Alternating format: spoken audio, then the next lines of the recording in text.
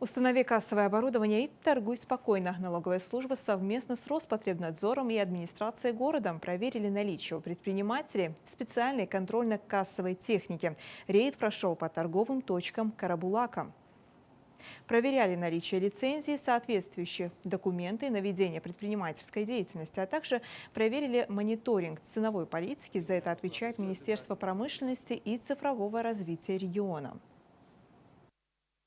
Во многом необходимо отметить, что продукция, которая представлена в наших магазинах, это ввозимая продукция, что непосредственно отражается на ценовую политику, это транспортные расходы.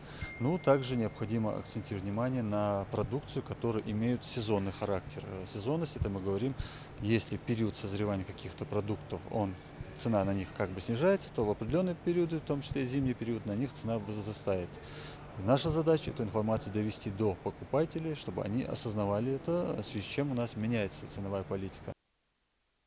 Также сотрудники Роспотребнадзора проверили наличие маркировки на товарах, идентифицировать. Вот главная цель этого проекта. По сути, это контроль прохождения товара от производителя через торговые сети потребителям. В принципе, к таким рейдам положительно относятся и сами предприниматели.